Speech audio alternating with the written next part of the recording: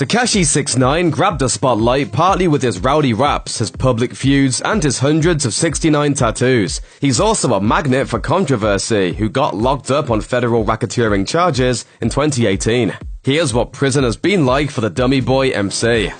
As part of Tekashi's sentencing related to sex crimes in 2015, the rapper was ordered not to associate with known gang members, risking a prison sentence if he ignored the stipulation. It wasn't until the label meeting turned brawl that resulted in a security guard firing shots that Tekashi let go of most of his team. Not long after, the rapper took to Instagram to disown Treyway, a term which refers to both 6ix9ine's manager Kefano Shotty Jordan and the 9 Trey Gangsta Blood street gang. He made the news official during an appearance on The Breakfast Club, and his album Dummy Boy was devoid of Treyway name drops. The whole thing ruffled the feathers of his former colleagues so much that they allegedly planned to retaliate. As it turns out, Tekashi's November 2018 arrest may have actually saved his life. According to the New York Times, FBI agents wiretapped some of 6ix9ine's former crew members who claimed they wanted to, quote, super violate the rapper after his Breakfast Club disavowal. Federal agents warned the Brooklyn native that his life might be in danger, but he declined the FBI's offer for full-time protection. A couple days later, he was indicted alongside his former Treyway associates. 6ix9ine has been behind bars since his November 2018 arrest, and he might be there a whole lot longer. According to Courthouse News, the SoundCloud rapper was denied bail despite offering $1.5 million and agreeing to give up his passport. In December 2018, TMZ reported that the rap star refused to entertain the idea of a plea deal, even though just one of his firearms and racketeering-related charges carries a minimum of 25 years in prison, with the possibility of a life sentence. According to some sources, he might be facing a minimum of 32 years should he lose at trial, and the case against him is reportedly strong. Cops watch everything I'm in, the cops watch everything I'm in, like I'm hot. When it comes to beating the case, 6ix9ine's notoriety may be his worst enemy. TMZ reports that prosecutors have numerous images and videos tying him and his former Treyway crew to at least 3 violent crimes in Brooklyn, including shootings and armed robberies. Tekashi's attorney told TMZ that they plan to take the case to trial to try and prove the rapper's innocence, alleging that he was never directly involved in any violent acts.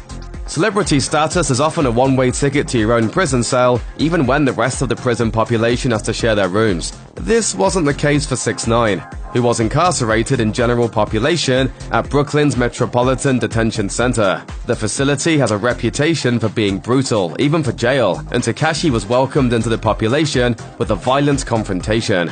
6ix9ine, who has allegedly been a member of a Bloods-affiliated gang, was in the detention center's intake area when he was reportedly confronted by members of the Crips. TMZ claimed the star was, quote, G-checked with the group of Crips challenging Tekashi to step up and prove his gangster status. For the record, 6ix9ine's legal team has been claiming the star has faked his tough guy image, putting the rapper in a tough position behind bars. While faking street cred might sell records, it can earn you some enemies in jail. There's a difference between being a gang member and just being a dirty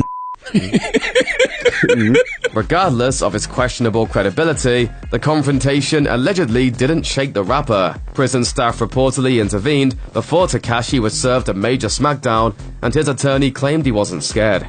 Tekashi's intake incident is far from the only problem he faced at Brooklyn's MDC. The federal jail has been reported as being notoriously rough, reportedly housing inmates who are considered dangerous, violent, or otherwise high risk. It was briefly the home of Martin Shkreli, the notorious farmer bro who infamously disrespected the Wu-Tang Clan. CNBC has described the facility as being, quote, grim, smelly, and lacking the type of services that make prison life significantly more bearable. It has no classes or schooling services, which Tekashi could probably use, considering he was supposed to obtain his GED as part of his child sex crimes plea agreement. There's also minimal outdoor space at the urban facility, and mealtime apparently leaves something to be desired unless you're into unhealthy, fattening food. One defense attorney who spoke to CNBC described the facility as, quote, just a place to warehouse human beings, giving 6ix9ine a sobering start to his life behind bars. Fortunately for the rainbow-haired rapper, he didn't have it rough in South Slope very long.